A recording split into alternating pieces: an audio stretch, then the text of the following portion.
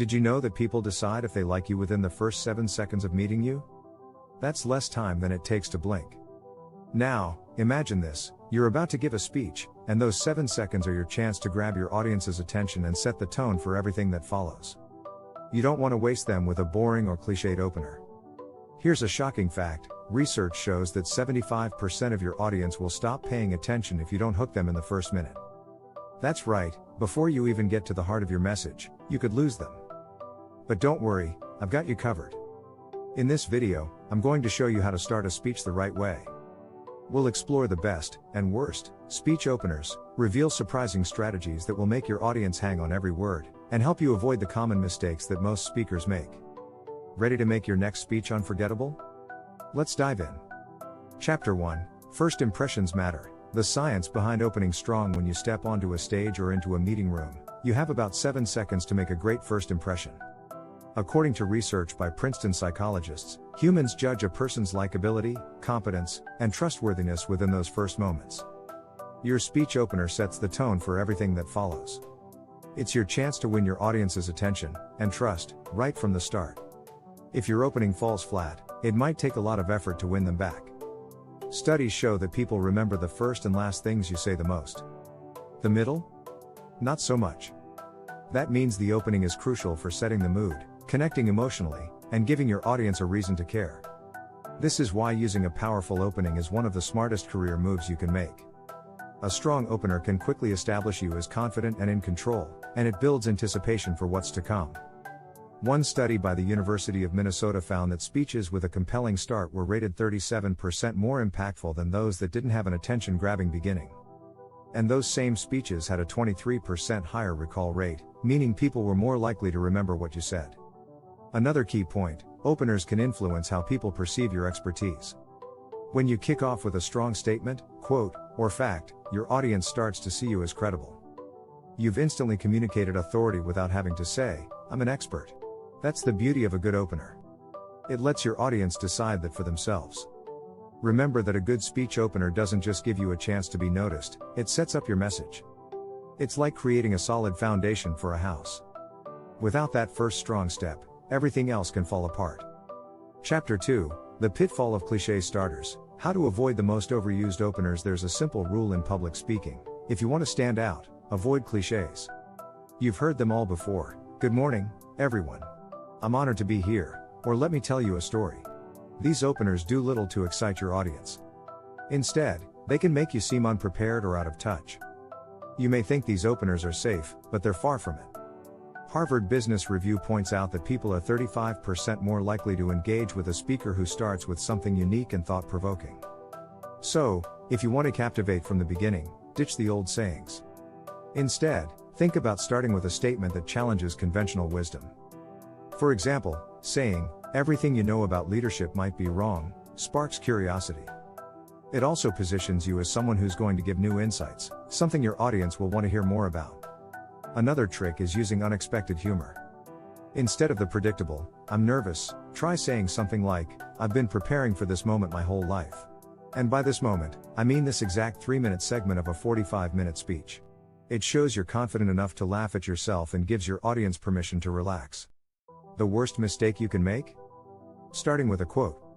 If it's not a quote that directly ties into your topic or adds value to your message, it's just filler. A quote might feel safe, but it often lacks originality. And originality is key to grabbing attention in today's fast-paced world.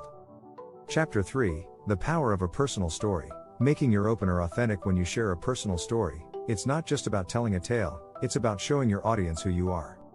Personal stories are a great way to create an emotional connection with your audience. People remember stories much better than abstract concepts or facts. According to a study by Stanford University, people are 22 times more likely to remember a piece of information if it's shared in a story format. A personal story adds authenticity to your speech.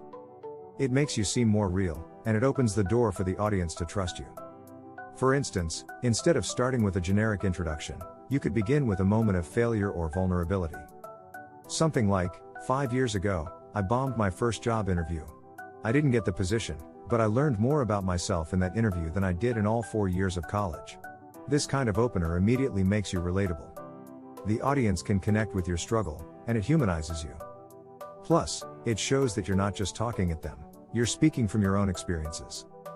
But be careful, your personal story should always tie back to the message of your speech. It shouldn't just be an unrelated anecdote that takes up time. For example, if you're giving a talk on career growth, start with a personal story that highlights a key turning point in your career. Maybe it's the moment you realized the importance of networking, or a tough decision you had to make in your professional life. Don't just talk about the success part of your story, focus on the lessons learned. It makes the story more valuable and leaves your audience with something they can apply to their own lives. You're not just entertaining them, you're teaching them something important. What makes personal stories so powerful is that they evoke emotion. And emotions are a gateway to action. People are much more likely to act on advice or remember a lesson if it's tied to an emotional experience. If you want your speech to stick with people long after they've left the room, starting with a powerful personal story is one of the best strategies.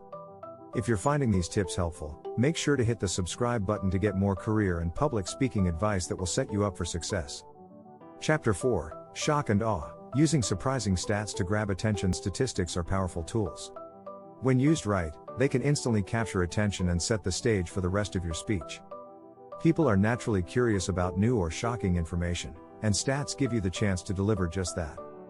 For example, imagine starting your speech with, "Did you know that 85% of jobs are filled through networking, yet 70% of people say they don't know how to network effectively?" This immediately grabs attention, makes people sit up, and prepares them to hear more. Research shows that using surprising statistics can lead to a 43% increase in audience engagement. Why? Because people's brains are wired to respond to novelty. When something unexpected happens, our brains release dopamine, the chemical that makes us feel good. This is a great way to spark interest and maintain your audience's attention, especially in a longer speech. But here's the trick: your statistic must be relevant. If the fact you share doesn't connect to the overall theme of your speech, it will just feel like filler. If you're discussing career growth, for instance, a stat about how 80% of people are unhappy in their jobs could hook people. It's intriguing, and it's directly tied to the message you want to deliver. Don't be afraid to use negative stats, either. According to studies, people react more strongly to negative statistics than positive ones. Negative facts make people feel like they need to change their perspective or take action. For example, you could say, 90% of startups fail within the first 5 years, and then explain how your speech will show strategies to avoid that fate. This kind of opener sets the stage for a solution-focused message. However, always make sure the stat is from a reliable source. Citing reputable organizations or studies adds credibility to your message. For instance, quoting figures from the Bureau of Labor Statistics or the World Economic Forum strengthens your argument and builds trust with your audience. The key here is not just delivering a statistic but making it a gateway for the rest of your talk. If you grab attention with an interesting fact, you're already ahead. But if you can tie that fact into a larger story or lesson, you'll have your audience hooked for the rest of your speech. Chapter 5: The Wrong Way to Build Credibility. Stop over-exaggerating your achievements. Credibility is one of the most important factors in public speaking.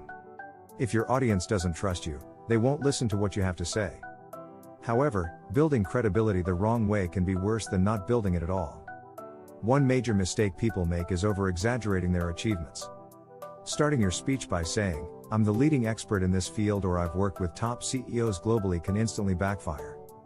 According to a study by Harvard Business School, when people exaggerate their credentials, they risk losing their audience's trust.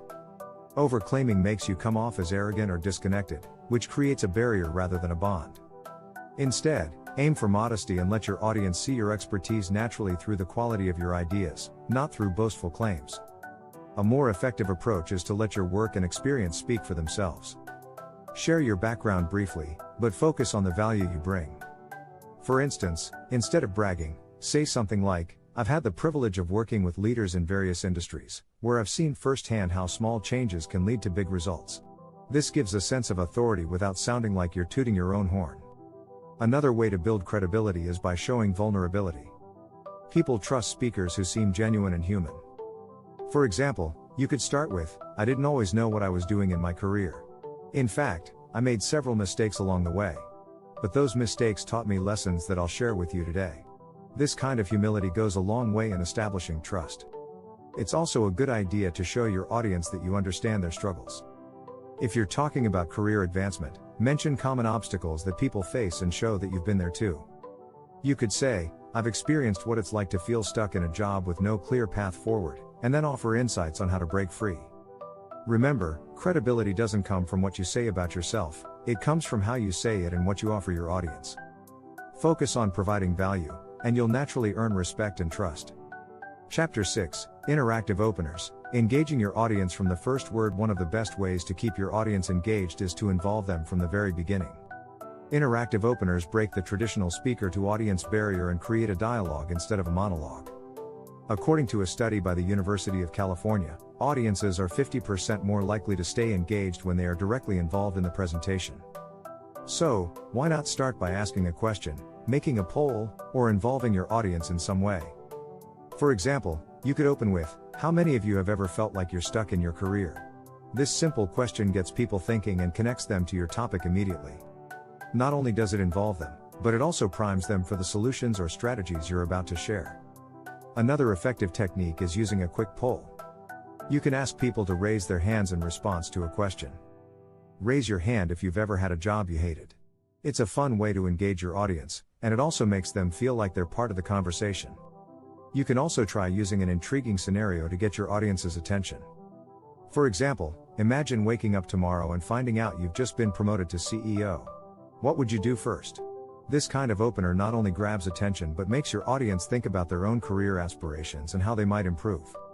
The key to interactive openers is to make sure they align with your message. Asking questions that are too general or off-topic will confuse your audience, so always keep your opener relevant. But when done correctly, this strategy helps you form an immediate connection with your listeners and makes them feel more invested in your speech. One great example of this is from motivational speaker Tony Robbins. He often starts his talks with a question or activity that immediately engages the audience, like getting them to raise their hands or stand up. This kind of energy gets people involved and creates a sense of community from the start. By engaging your audience early, you're not just capturing their attention, you're ensuring that they remain actively involved in what you have to say. If you can get them thinking, feeling, and participating right away, you've already set yourself up for a successful and impactful speech. If you've enjoyed these tips, don't forget to subscribe. Get more actionable strategies for career success and public speaking right here.